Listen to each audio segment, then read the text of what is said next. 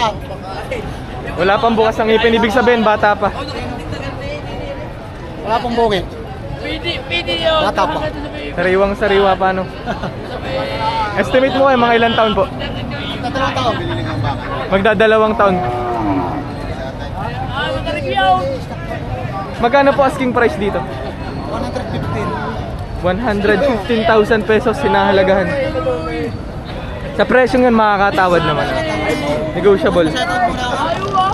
Shoutout ako doon sa aking asawa kay Catherine Bubihis at saka doon sa aking anak. Kay sa isang anak, kay Jairan Marin Bubihis. Yun o. Ingat kayo dyan. Gandang baka nito. Gandang alagain, palakihin. Quality. Magkano mo binebenta, kuya? 85. Negotiable pa naman daw sa presyong 85,000 pesos. Makakatawad pa raw. 85 ang halaga. Magkano po binebenta? Mahigit 70,000 pesos. Sa patabain ho rin ang palakihin. Estimate ni kuya, wala pa daw 2 taon. Ara 85,000 pesos naman pinagbibili ni kuya. Malaking baka rin. Kumbaga yung mga ganitong baka ay mas lumalaki kumpara dun sa mga native o Tagalog na baka. Kaya mas mahal talaga. Minsan ginagamit pang pangganador or pambreed. Kaya may presyo talaga. Magkano po nabili kuya? 66. 66,000 pesos. Pang patining pa. 40,000 pesos ang bili ni Tatay Dini sa baka na rin. Isa. Dini, magkano po? 55. 45,500. 45,500 naman dito. Kaganda nga ng mga alaga ho na rin, no? Pagdating ng panahon eh, pagkakakitaan. Tsaka mukhang may lahi na rin ho, ano? Oo, maganda. Mabawasan sa akin na po. Babawasan sa presyong 60,000 pesos. Palakihing baka. Estimate ko kuya, mga ilang months to? 7 months lang. Malaking baka na agad. Talagang siguradong malaki pa ang ilalaki.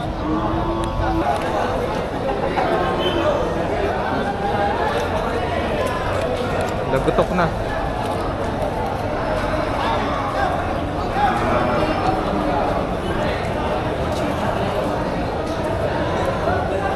Simpleng-simple kay Kuya Joseph.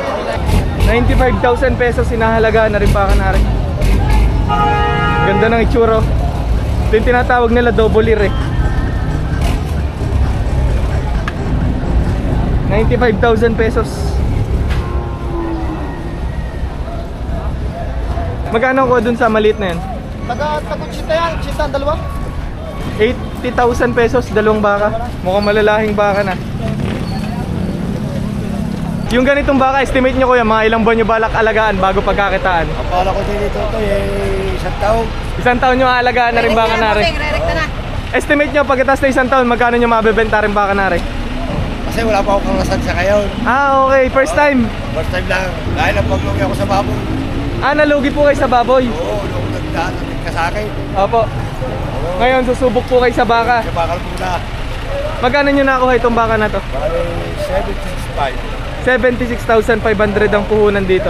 Presyo 80. Magkano nyo po nabili kuya? 55. 55,000 pesos ang bili ni Kuya Dini sa baka na rin. Patabain.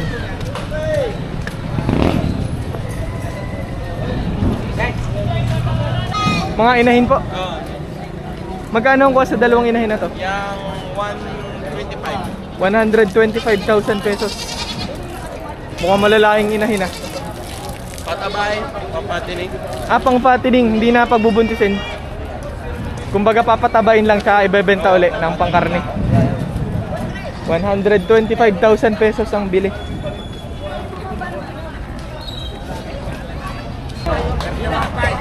$31,500. Anong gamit pang patabain na? Dini kuya, magkano po? 32,500 naman dito. Medyo mataas, tsaka medyo malapad to kumpara dun sa 31,500. Mahigit 50,000 pesos ang isa. Mga ganitong klaseng baka. Ari, magkakasama ari kuya. 50,000 pesos. Quality ng baka. Ang haba ng tenga.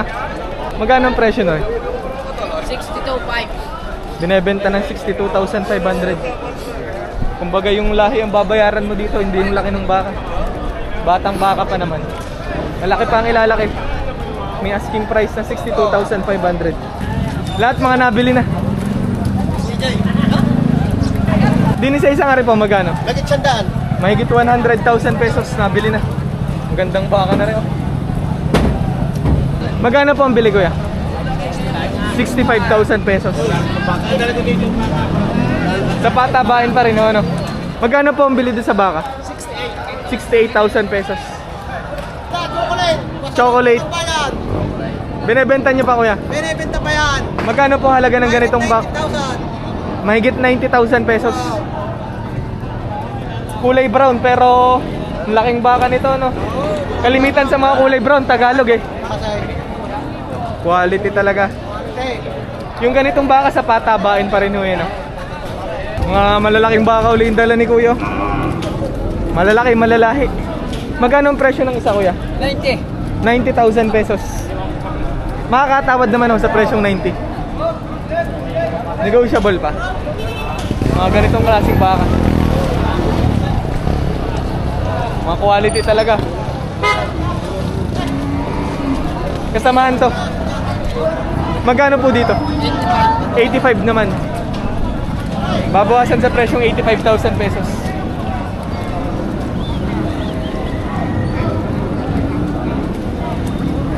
Magkano po ang presyo ng ganito? Patong sa 7 po. Mahigit 70,000 pesos daw ang presyo na rin. Pang patining to ng patabain. Patabaing baka. Mga inahing baka ho. Inahing. Magkano po ang mga ganitong baka? Depende sa klase. Ito, binibigay ko ng 55. 55, 65. 65. Yung makina yun. Chitang may gate.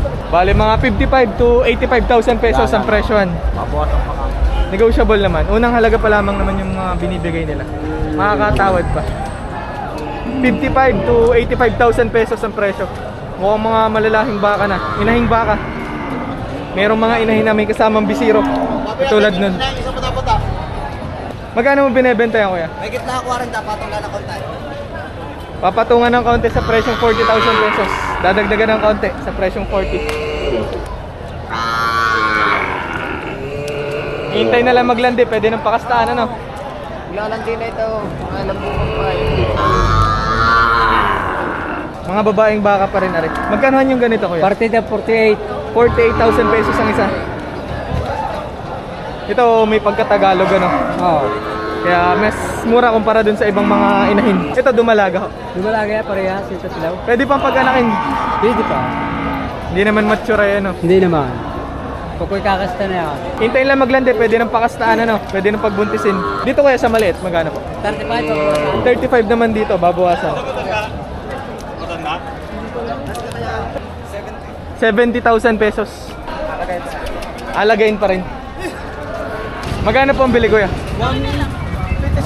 127 itong dalawang baka na to. Di kuya pala nakabili na rin. 127,000 pesos. Ilang buwan na daw po yung bisiro na yun? 6 na buwan yung bisiro. Mukhang malahing inahin tsaka bisiro. Pangkarni na ho ano. Wala lang yung may-ari kaya hindi malaman natin yung presyo. Pero pangkarning kalabaw, pangkarning baka na rin.